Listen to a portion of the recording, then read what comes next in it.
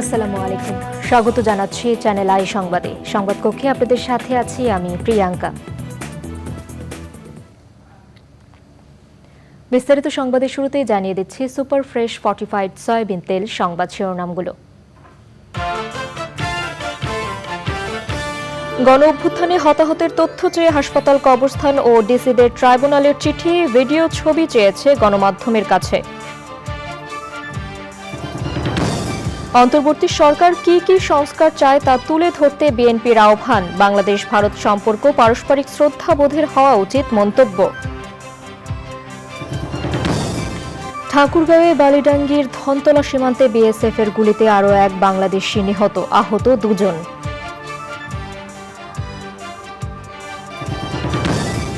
বিএবির নতুন চেয়ারম্যান হলেন ঢাকা ব্যাংকের চেয়ারম্যান আব্দুল হাই সরকার। প্রায় 17 বছর পর নতুন নেতৃত্ব পেল পরিচালনা পর্ষদ।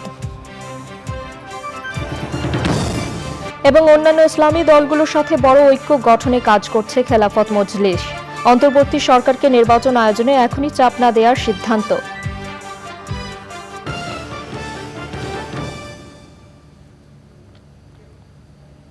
সংবাদ শিরোনামগুলো জানাচ্ছিলাম। এখনকার সংবাদ আয়োজন একই সঙ্গে চ্যানেল আই এর ইউটিউব চ্যানেলে এবং চ্যানেল আই এর ওটিটি প্ল্যাটফর্ম আই স্ক্রিনে লাইভ স্ট্রিম হচ্ছে। যাচ্ছে বিস্তারিত সংবাদে। ছাত্র জনতার গণ অভ্যুত্থানে গুলি, হত্যা, আহত ও নিহতের তথ্য চেয়ে দেশের সব সরকারি বেসরকারি হাসপাতাল, কবরস্থান ও জেলা প্রশাসকের কাছে চিঠি দিয়েছে আন্তর্জাতিক অপরাধ ট্রাইব্যুনালের তদন্ত সংস্থা। ট্রাইব্যুনালের চিফ প্রসিকিউটর তাজুল ইসলাম জানিয়েছে, প্রসিকিউশন টিম কয়েকটি হাসপাতাল পরিদর্শন করে তথ্য সংগ্রহ করছেন। তদন্তের স্বার্থে গণমাধ্যমের কাছে থাকা ভিডিও ও ছবির জন্য চিঠি পাঠানো হয়েছে বলেও জানিয়েছেন তিনি। পরে এক প্রশ্নের জবাবে চিফ প্রসিকিউট বলেছেন, আন্তর্জাতিক অপরাধ ট্রাইব্যুনালে বিচার চলার সময় শেখ হাসিনা সহ গণহত্যা মামলার আসামিরা চাইলে বিদেশি আইনজীবী রাখতে পারেন। এ নিয়ে সরকারের সাথে তাদের আলোচনা চলছে। ন্যায় বিচারের স্বার্থে প্রসিকিউশন টিমের যা যা করা দরকার সেটা করবেন তারা। বিচার প্রক্রিয়া নিয়ে কোনো প্রশ্ন যেন না থাকে, তাই এই উদ্যোগ উল্লেখ করে তিনি বলেছেন, ক্ষতিগ্রস্তরা এই গণহত্যার বিচার দেখার অপেক্ষায় আছেন। তাদের বক্তব্য আমরা শুনেছি প্রাথমিকভাবে। আমাদের তদন্ত সংস্থার লোকেরা পরবর্তীতে গিয়ে এই সমস্ত আহতদের ডিটেইল বক্তব্য গ্রহণ করবেন, যে ঘটনায় কিভাবে তারা শিকার হয়েছিলেন, কখন তাদেরকে গুলি করা হয়েছিল, কারা গুলি করেছিল, কি যতটুকু তারা দেখেছেন, এই সব বিষয়ে বিস্তারিত সাক্ষ্য প্রমাণ রিপোর্ট আমাদের তদন্ত সংস্থার লোকেরা পরবর্তী সময় গিয়ে করবেন। আমরা কালকে আসলে এটা শুরু করেছি।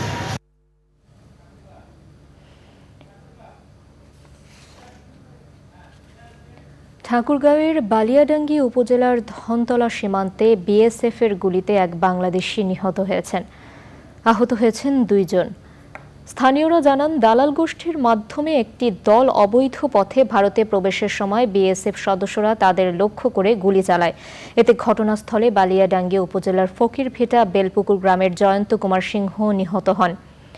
সে সময় তার বাবা মহাদেব কুমার সিংহ ও পাশের নিটোলডোবা গ্রামের দরবার আলী আহত হন। তাদের রংপুরের একটি হাসপাতালে ভর্তি করা হয়।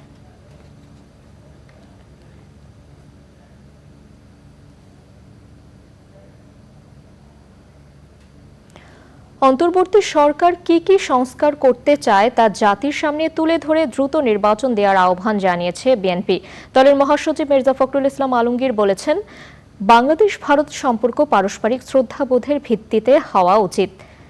তবে ভারত এই অঞ্চলে প্রভুত্ব বজায় রাখতে চায় বলে মন্তব্য করেছেন তিনি। মইনুল হাসানের রিপোর্ট।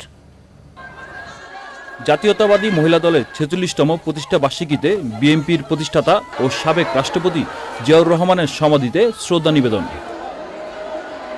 শ্রদ্ধা নিবেদনের পর খালেদা জিয়া ও তারেক রহমানের নেতৃত্বে দেশ এগিয়ে নিয়ে যাওয়ার অঙ্গীকার করেন মহিলা দলের নেতাকর্মীরা। এই যে একটা যুদ্ধের বিনিময়ে নতুন একটা স্বাধীনতা আমরা পেলাম, আমাদের প্রতিষ্ঠা বার্ষিকীর অঙ্গীকার হবে আমাদের দেশনেত্রী বেগম খালেদা জিয়ার সুস্থতা, শহীদ রাষ্ট্রপতি জিয়াউর রহমানের প্রকৃত স্বীকৃতি। দেশটা তারেক রহমান যেন দেশে ফিরে আসতে পারে এবং আমরা যে রাজনীতিটা করেছি এতদিন একদম মেরুদণ্ড সোজা করে দাঁড়িয়ে, সেই রাজনীতির জন্য আমরা আরও সুস্থভাবে আমরা করতে পারি। অন্তর্বর্তী সরকার কি কি সংস্কার করবে তা জনগণের সামনে তুলে ধরার আহ্বান জানান বিএনপির মহাসচিব। প্রত্যেকবারই বলে এসেছি আমরা যে একটা সংস্কারগুলো ঘোষণা করে যেটা তারা করতে চান সেগুলো জনগণের সামনে তুলে ধরা এবং সেটার সময় নির্ধারণ করা, যাতে করে সুনির্দিষ্ট একটা যৌক্তিক সময়ের মধ্যে নির্বাচন হতে পারে এবং জনগণের ক্ষমতা জনগণের হাতে তুলে দেওয়া যেতে পারে, সেই ব্যবস্থা করার জন্য আমরা তাদেরকে অনুরোধ করেছি। বাংলাদেশ ভারত সম্পর্ক নিয়েও কথা বলেন মির্জা ফখরুল। শুধু বাংলাদেশ নয়, পার্শ্ববর্তী দেশগুলোর সঙ্গেও ভারতের সম্পর্ক খুব ভালো যাচ্ছে না। এটা অন্যতম প্রধান কারণ আমার কাছে যেটা মনে হয় যে ভারত সবসময় একটা প্রভুত্ব একটা রাজনীতি তারা এই দেশগুলোর সঙ্গে পার্শ্ববর্তী দেশগুলোর সঙ্গে করেছে, যেটা ভারতের জন্য শুভ বয়ে আনবে না, পার্শ্ববর্তী দেশগুলোর জন্য শুভ বয়ে আনবে না।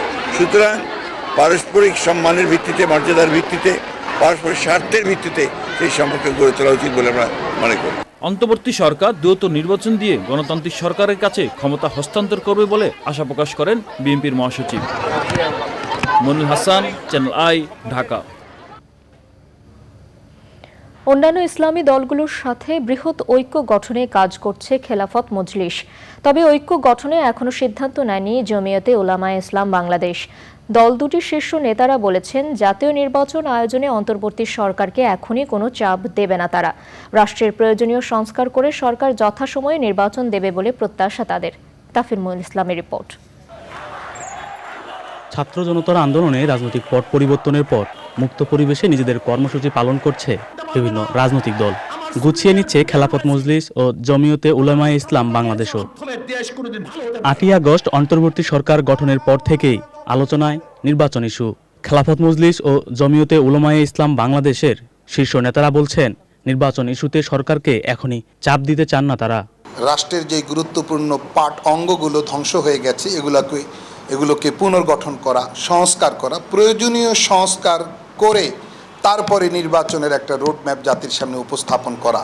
নির্বাচন সেই সময় দেওয়া উচিত যখন নির্বাচনের যে সমস্ত অ্যানামলিজম আছে আমার দেশে, এগুলো তারা মোটামুটি একটা সুরা করবেন বা একটা গ্রহণযোগ্য মাত্রা নিয়ে আসতে পারবেন, তখন নির্বাচন করা উচিত মনে করি।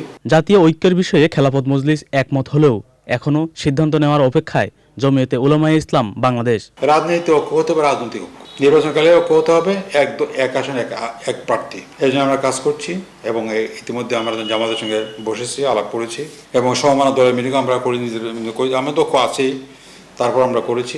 এখন দেখা যাক সামনে আমরা আশাবাদী ঐক্য হতে পারে। এখনো পর্যন্ত জমিয়তে উলামায়ে ইসলাম বাংলাদেশ ঐক্য সংক্রান্ত কোনো পদক্ষেপ গ্রহণ করেনি। সামনের দিনগুলিতে কার্যনির্বাহী ফোরাম এ ব্যাপারে পদক্ষেপ নেবে, এখনো নেই। জুলাই আগস্টের হত্যাকাণ্ডে ছাড়াও বিগত সময়ে সব অপকর্মের জন্য আওয়ামী লীগের বিচারের দাবি করেন এই দুই নেতা। তাফিমুল ইসলাম, চ্যানেল আই, ঢাকা। গুরুতর অসুস্থ হয়ে আইসিইউতে চিকিৎসাধীন শিল্পী মোস্তফা মনোয়ার। কালজয়ী শিল্পীকে বলা হয়ে থাকে বাংলাদেশে পাপেট শিল্প এবং আধুনিক টেলিভিশনের জনক।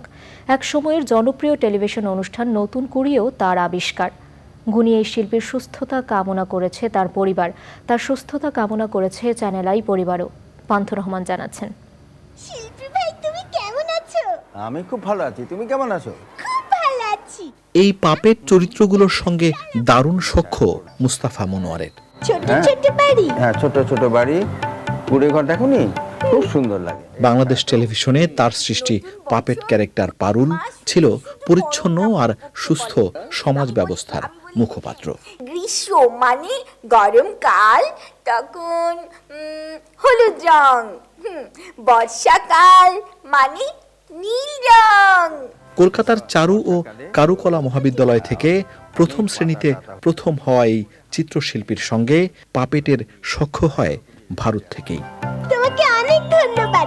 এই ছবিটা আমি সিসিমপুরের সব বন্ধুদের দেখাবো। পড়াশোনা শেষে শিক্ষকতা দিয়ে কর্মজীবন শুরু হলেও তার নামের পাশে একে একে যুক্ত হয়েছে বাংলাদেশ টেলিভিশনের উপমহাপরিচালক, শিল্পকলা একাডেমি ও জাতীয় গণমাধ্যম ইনস্টিটিউটের মহাপরিচালক আর এফডিসির ব্যবস্থাপনা পরিচালকের সম্মান। মূলত চিত্রশিল্পী হলেও তার উদ্ভাবনী সত্তায় আধুনিক হয়ে উঠেছিল বাংলাদেশের টেলিভিশন জগৎ। শিশু প্রতিভা বিকাশে চালু করেছিলেন নতুন কুঁড়ি নামের জনপ্রিয় অনুষ্ঠান। তার স্বীকৃতিও পেয়েছেন এই শিল্পী। দেশি বিদেশি নানা অর্জনের পাশাপাশি 2004 সালে তার মুকুটে যুক্ত হয়েছে 21 পদক। শিল্পী আর তার শিল্পকে সম্মান জানিয়েছে চ্যানেল আই পরিবারও। ইমপ্রেস টেলিফিল্ম ও চ্যানেল আইয়ের 4 নম্বর স্টুডিওটির নামকরণ হয়েছে গুণী এই শিল্পীর নামে।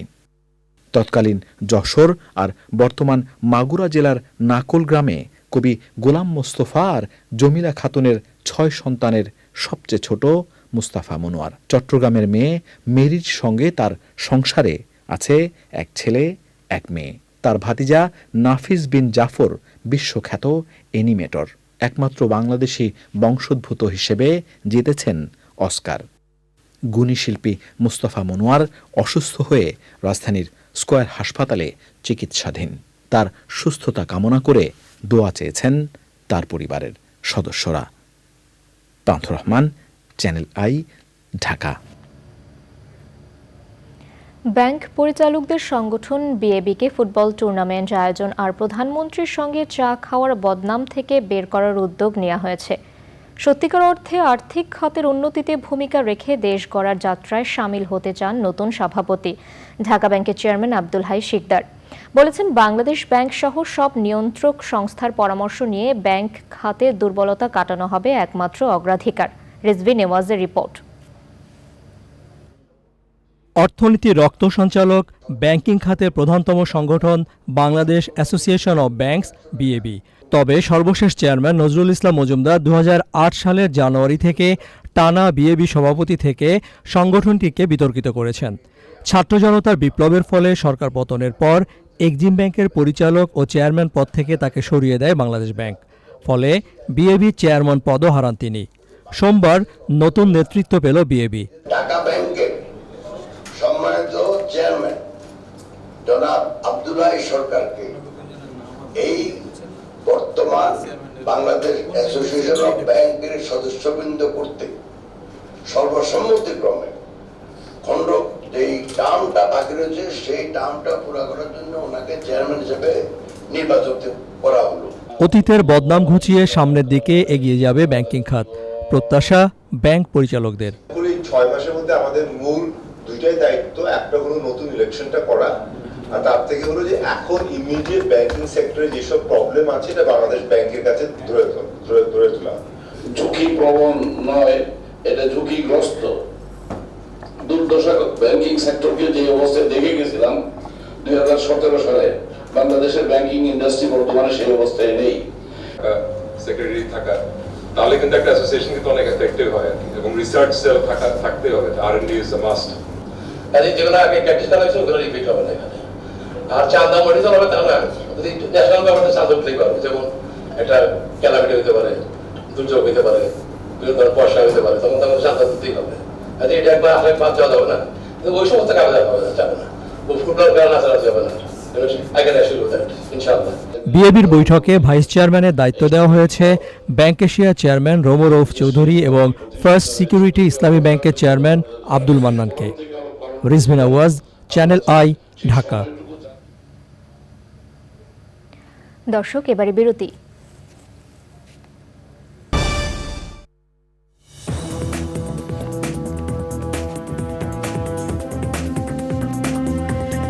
ফিরে এলাম বিরতির পর।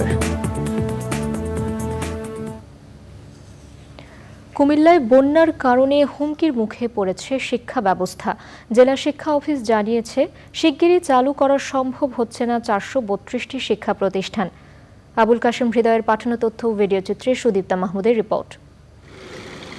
কুমিল্লায় হাজারো শিক্ষার্থী ঘরবাড়ির সাথে বানের পানিতে হারিয়েছেন বই খাতা, স্কুল ড্রেস সহ প্রয়োজনীয় সবকিছুই। মানসিকভাবে ক্ষতিগ্রস্ত শিশু শিক্ষার্থীরা।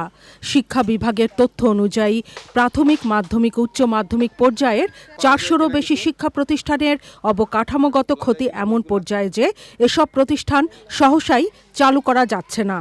দুর্যোগে বাবা মায়ের আয় রোজগার বন্ধ হয়ে যাওয়ায় অনেকেরই শিক্ষাজীবন বন্ধের পথে। সামনে পাইছি বই খাতা, এগুলো আনছি। আমাদের বন্ধু বান্ধবের যা বই খাতা আছে তা অনেকের বই খাতা হারাইয়ে গেছে। কোনো বইয়ে পড়া যাবে না। মেয়েটার তো মনে করেন টাকা পয়সা নাই, এখন তো লেখাপড়া করাইতে পারবো না। এখন তো আমরা আয় রোজগার নাই। 2টা অটো ছিল, অটোরই তো আমরা পানি নষ্ট হয়ে গেছে। অনেকের বই খাতা কাপড় অনেকগুলো ভিজে গেছে বা নদীর স্রোতের সাথে চলে গেছে। আমাদের কোনো টিম তৈরি করে ওদের বাড়ি বাড়ি যাইতে হবে তাদের মানসিক অবস্থা তৈরি করার জন্য, আর না হয় তাদেরকে স্কুল আনা সম্ভব না। তাদের আবার স্কুলমুখী করতে প্রয়োজন উদ্যোগ। ঘরবাড়িতে পানি উঠেছে, এটা তো তারা দেখেছে। এটাতে শিশু মনে কিন্তু একটা বিরাট একটা প্রভাব তৈরি হয়েছে। তারপরে সে এখানে এসে একটা এরকম একটা পরিবেশে তাকে ঘুমোতে হচ্ছে, থাকতে হচ্ছে। তার সঙ্গী সাথীর আগে স্কুলে যেত, সেটা যেতে পারছে না। তো একটা তো মানসিক একটা প্রভাব তো সেখানে তৈরি হয়েছে। শিক্ষার্থীরা যেন স্কুল কলেজে ফিরতে পারেন সেজন্য সরকারি সর্বোচ্চ সহযোগিতার কথা জানান জেলা শিক্ষা কর্মকর্তা। যদি এইরকম কোনো শিক্ষার্থী থাকে যে তার বই পুস্তক নষ্ট হয়েছে অথবা জামা কাপড় অথবা স্কুলের আসার ক্ষেত্রে যদি তাদের কোনো খাদ্যের চাহিদাও যদি পূরণ করতে হয়, সেই ক্ষেত্রে আমরা কমিটির মাধ্যমে এটা ব্যবস্থা নিতে পারবো। এই বিষয়ে আলোচনা হয়েছে আমাদের উপজেলা দুর্যোগ সমন্বয় কমিটিতে।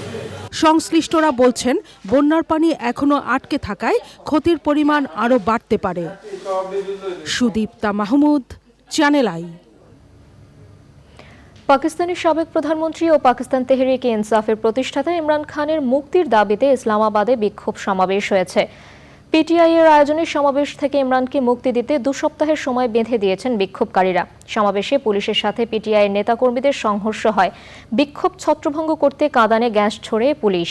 ইদ্যত মামলায় 2023 সালের আগস্ট মাস থেকে কারাগারে রয়েছেন ইমরান খান। গত জুলাইয়ে ইমরান খান ও তার স্ত্রী বুশরা বিবি মামলা থেকে অব্যাহতি চেয়ে আবেদন করলে তা গ্রহণ করেন আদালত।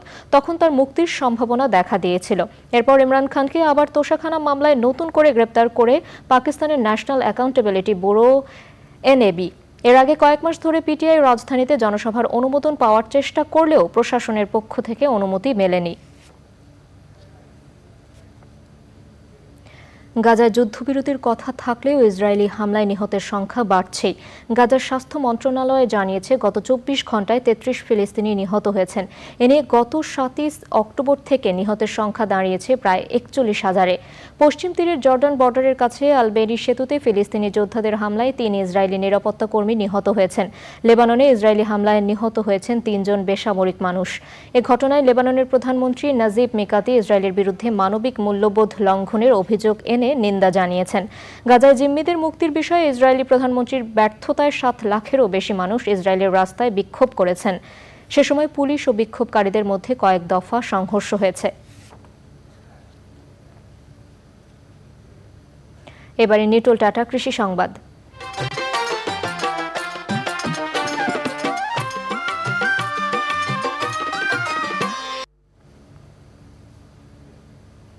গাইবান্ধায় শুরু হয়েছে আউশ ধান কাটা ও মাড়াইয়ের কাজ। এবছর তেমন কোনো প্রাকৃতিক দুর্যোগ না হওয়ায় ধানের ফলন ভালো হয়েছে।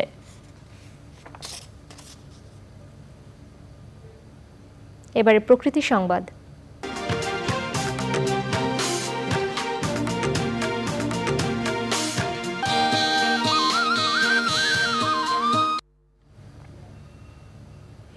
চুয়াডাঙ্গার আলমডাঙ্গায় জিকে সেচ প্রকল্পের খালের বাঁধ ভেঙে গেছে। এতে ক্ষতির মুখে ফসলি জমিসহ কয়েক গ্রামের মানুষ। বারবার খালের পাড় ভাঙলেও টেকসই কোনো ব্যবস্থা না নেওয়ায় ক্ষোভ জানিয়েছে স্থানীয়রা। দ্রুত বাঁধ সংস্কারে আশ্বাস দিয়েছে পানি উন্নয়ন বোর্ড।